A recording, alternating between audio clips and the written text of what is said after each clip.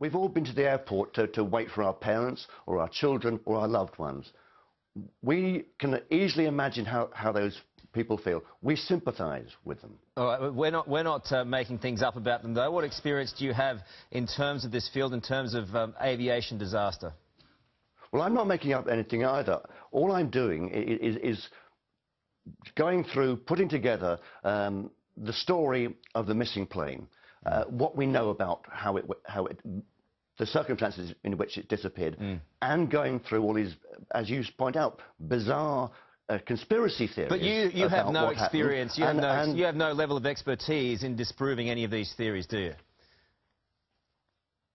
Well, only a rational mind.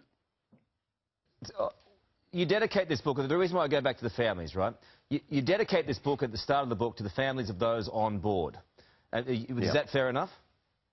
Yes, yes. So you can understand why some of these families might think that they might have an issue with it, take an issue with it, when you don't know what happened in terms of that plane. You have no idea what happened. You have no level of expertise. You already admitted that. Yeah.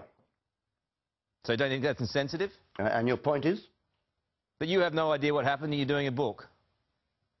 Yes, well, a lot of journalists have written about this story all around the world who don't have a level of expertise. Do you concede that it may be insensitive? Any more than you giving me the oxygen of publicity is insensitive. You know, you don't have to have me on to talk about it. No, I wanted to get you on because I do think it's insensitive. That's why I wanted to get you on. Also, they say here... Well, aren't you being... I'm sorry, you're being insensitive by having me on. I mean, you're being paid to do this interview. I'll get onto some of the theories in just a second. You write in the book right here, you say, they'll never be sure, the families, what happened to their loved ones. Did they die painlessly, unaware of their fate, or did they die in terror in a flaming wreck crashing from the sky in the hands of a madman? That's disgusting. Well, it is colourful, certainly. But not insensitive. Well, everything that's been written about this is insensitive. All the theories are insensitive. Any publicity about it is insensitive. All right, so what happened then to the plane, do you think? Well, I think we've already established that I don't know. The intriguing thing here is that none of the theories actually fit all the facts. All right, so you've written a book and you don't know what happened. It is insensitive to the families. Why would you write the book? What possible purpose is there to write the book? Well, I'm afraid it's what I do for a living. Make money out of writing books?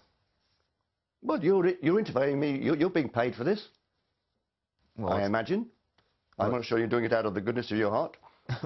No, well, I present a show. That's what I get paid to do.